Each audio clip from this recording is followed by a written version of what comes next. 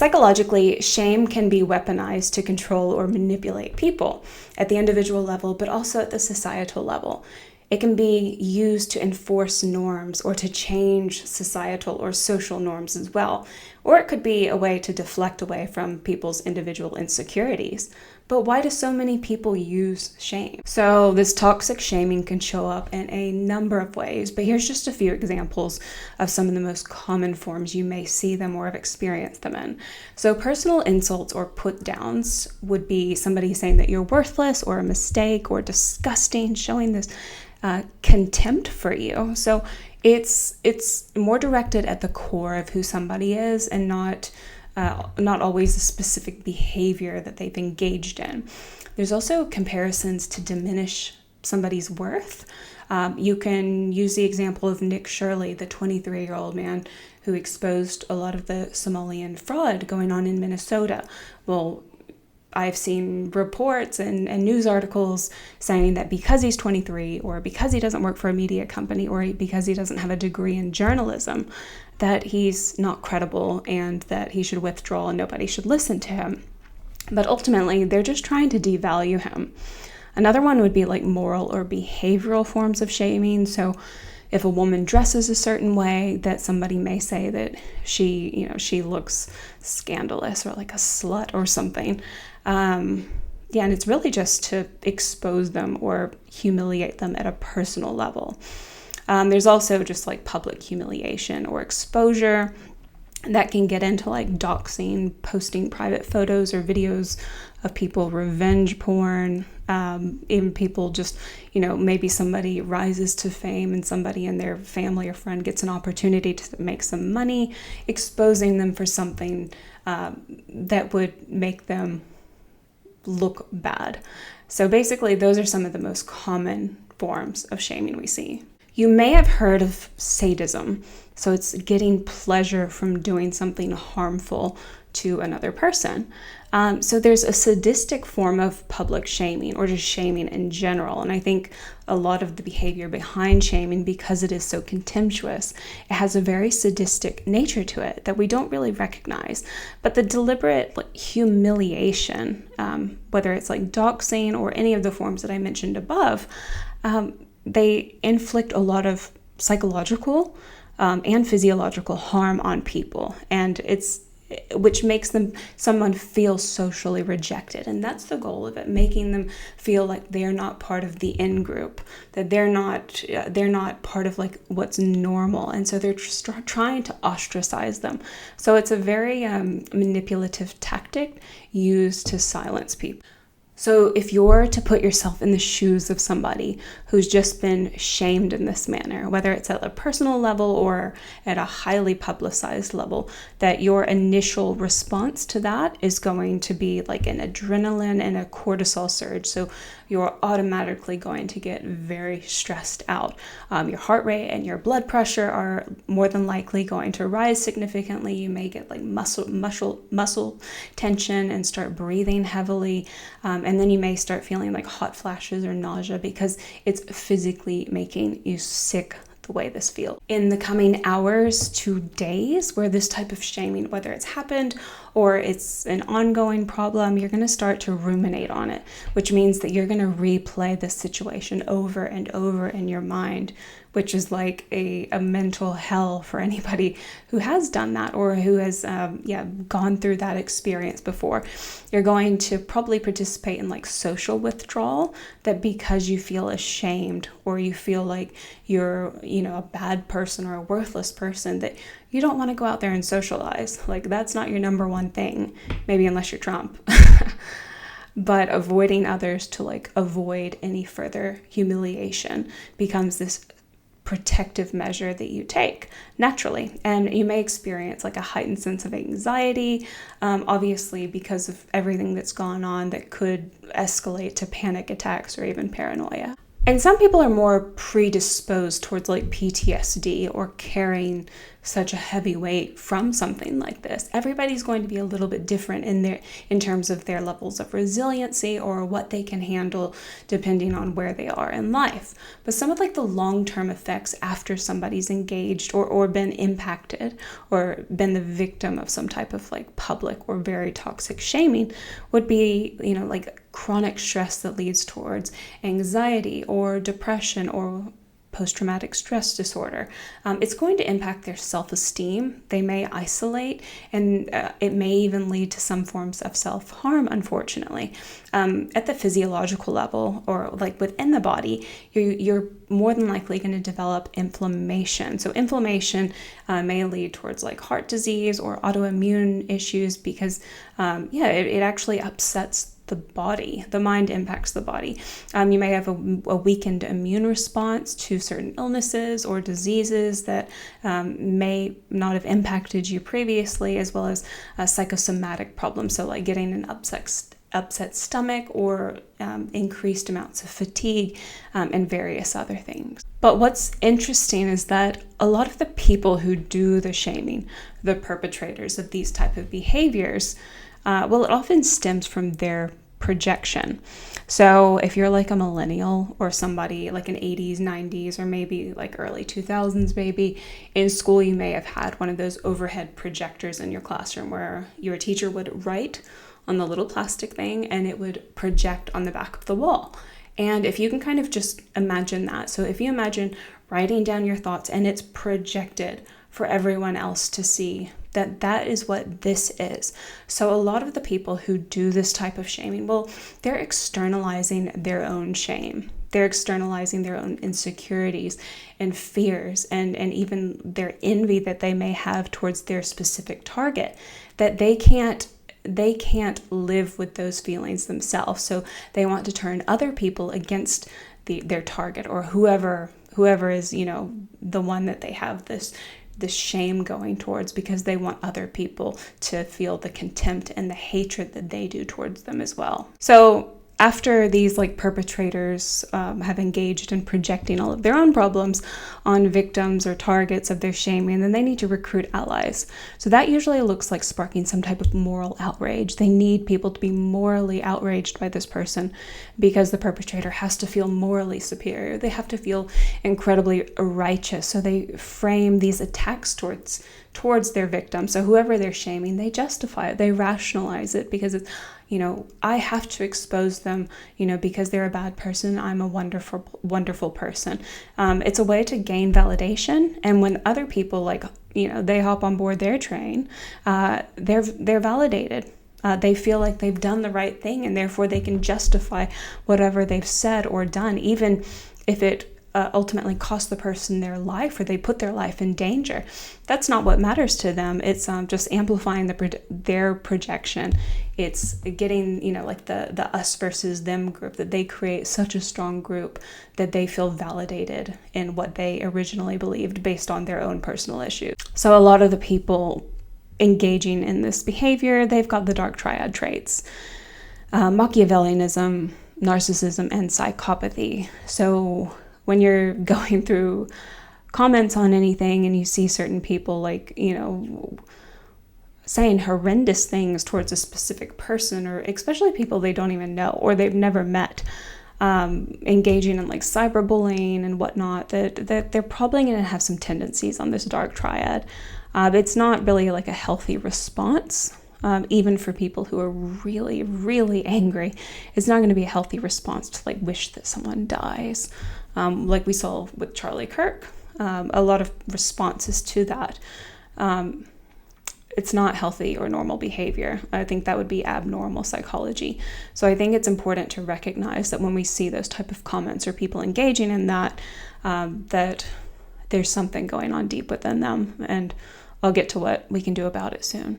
And one thing I particularly find interesting is the nature of the feminized nature of toxic shaming.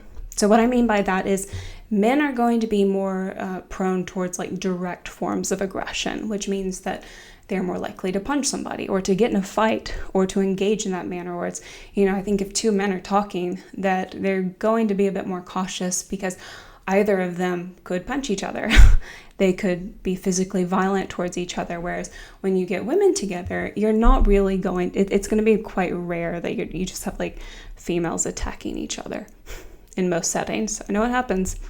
I've seen those YouTube videos, but it's going to be more rare. Women are going to be more indirect in their aggression. So they're going to spread rumors. They're going to gossip. They're going to like take part in character assassination to try to like undermine other people, both men and women. So they can be that wolf in sheep's skin, basically, where they can look really great externally, but be rotten to their core.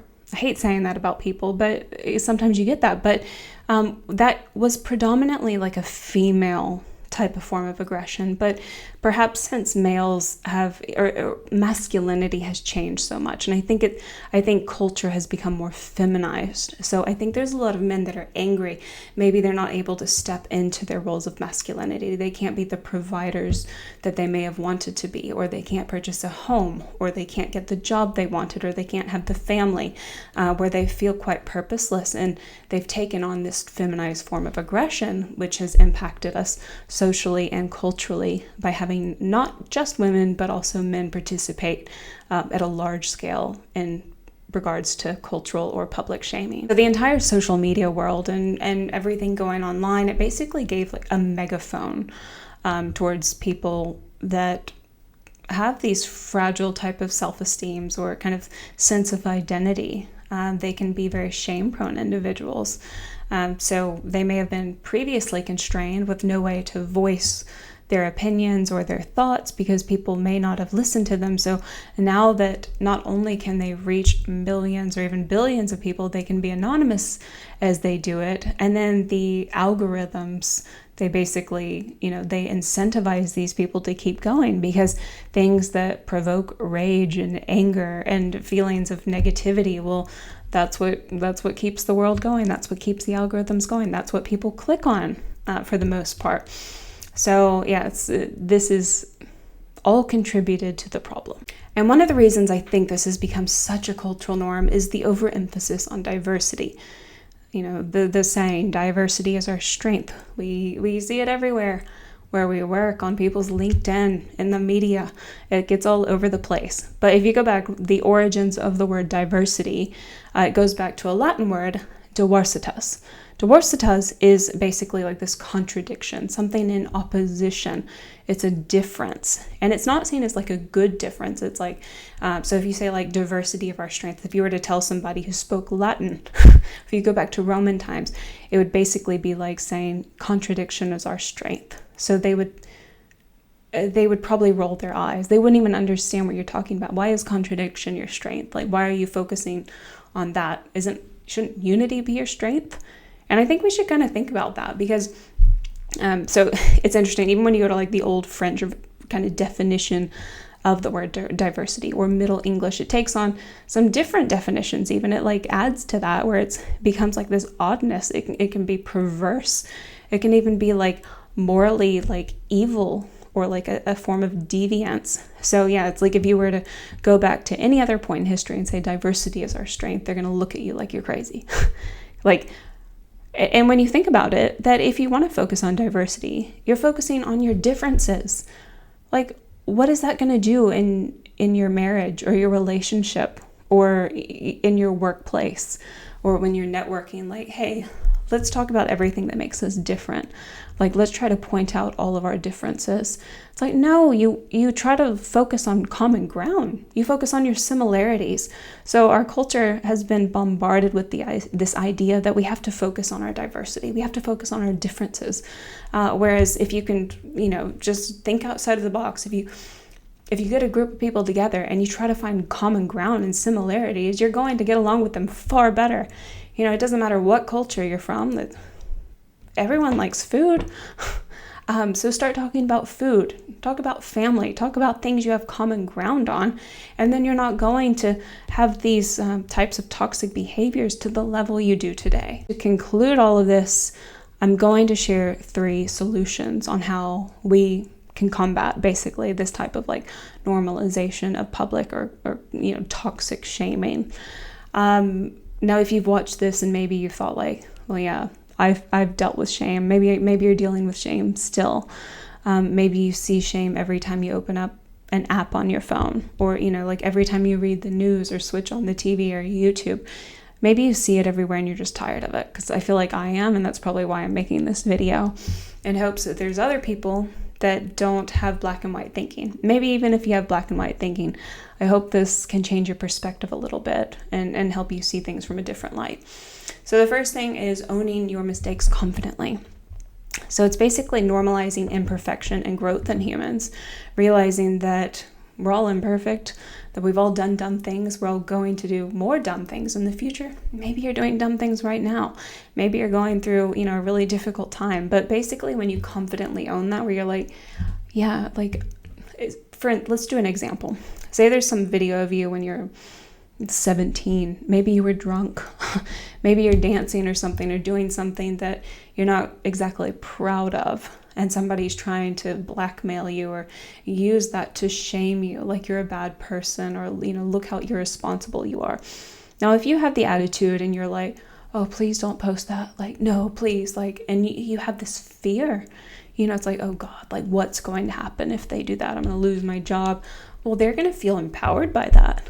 But if you're like, okay, like, I was 17, like, I would say, I'm 47 now, like, it doesn't really matter, I'm not doing that, like, it's not a reflection of who I am now. If you've grown from that, you can confidently say, well, it just doesn't have the same leverage for people who are shamers if you have a confident attitude towards any type of like mistakes or imperfections that you have now or in the past or even in the future. I think the second thing is practice perspective taking. So it's recognizing that everybody's on their unique journey. I mean, life is an experience. Nobody's going to have the exact same experience. And that's part of what makes everybody's individual story interesting. When you sit down and talk to somebody, when you open up to other people, you can be, frequently, you can be really surprised by how much you like people you may have thought you wouldn't have liked. Or maybe, you actually come together and you do talk about common ground or similarities, and you're like, I actually really like them, or like, they're a lot different than what I expected. So I think if we practice more of that, where it's, putting ourselves in other people's shoes, looking at things from different perspectives, I think that we would probably enjoy each other's company a bit more, appreciate each other, and not engage in shaming, or, not have the same attitude toward shaming. We wouldn't want to shame each other. The more we like each other, the more we focus on common ground, the less likely we are to, be overjoyed when people are humiliated and exposed or shamed. The third thing is basically disengaging from toxicity. What that means is the perpetrators of this are people who are constantly shaming or consistently shaming other people, and whether it's their job or their hobby or the only thing they have going for them in life. They're seeking attention. They're seeking validation. Again, they want us versus them. Every time you get defensive, every time you comment back, every time every time you engage with them, you're putting fuel on the fire. And that's exactly what they want, even if it's negative. You're never going to get a gotcha moment. Like, you're never going to beat them. And that's why we have such political divisiveness today, because I think people are smart enough to realize that. But still, that's the only thing a lot of people know what to do. Instead, if you kind of take, step 1 and step 2, step 3, if you ignore it, if you give them no attention, if you don't validate what they say, if you've ever seen that Saturday Night Live clip with Pete Davidson, Chad, where basically his response to everything is, okay, if you basically do that, they have no power. Like, you're taking that away. You're taking away all the leverage they have. And they're not going to be near as inclined to try and shame other people. And maybe you're sitting there thinking, well, shaming is okay, that there are really good reasons to shame people or to humiliate them. Maybe you really agreed with the CEO at the Coldplay concert, not the CEO's behavior, but the humiliation and the viral video spreading and whatnot. Maybe you agree with that. But I also want to kind of add a little bit of a counter argument. There's a famous photo. It was sometime like the 1910s, 20s, or 30s. I'm not entirely sure, but it's a lot of scientists and physicists at the time, the best ones. It was, I want to say it was taken like in Austria. It was somewhere in Europe. So it had like Albert Einstein and Marie Curie and many others that did incredible, things throughout their lifetime that advanced science and humanity as we know it. But I was reading a book, and it added information about a lot of the physicists' personal lives, and I was so shocked because there were so many, like almost all of them, that they were engaging in infidelity, that they had mistresses. Even I think Marie Curie, that she had a boyfriend, if you want to call it that, who was married, and that actually impacted her career. But what I'm trying to say is that there's a lot of people who have done good things for humanity, even within their own lives, but they've also done things that they may regret or things that they are not so proud of. But if we completely write off people and try to humiliate them and shame them or dehumanize them because of things they've done in the past, or these moments or these lapses in judgment throughout their life, that if we had done that with all of those people, with Albert Einstein, that we may not have some of the things that we have today. That if we take that approach, that we're engaging in that black and white thinking of saying that, people can only be good or bad. They can't be good and bad simultaneously. And I think that's a really dangerous approach, a really dangerous path to go down that probably leads towards this cultural shaming. So maybe there's some people in your life or in the public, maybe you've had this attitude of, I don't like them, every part of them is bad. And I want to encourage you to actually sit there and maybe look up some more information about their life, about who they are, maybe about how they view their family or some of the good things they've done. See people from a different perspective and not just for one thing they've done in their life. If you've made it all the way through the video, thank you for watching. I really appreciate the support. I would love it if you liked and subscribed, and to throw yourself into these discussions in the comment section. If you're a curious person who wants to learn more or hear more about human behavior, the thoughts behind those behaviors, and how that impacts the society we live in today, I think you'll appreciate some of the videos to come. But again, thank you for watching, and I hope to see you soon.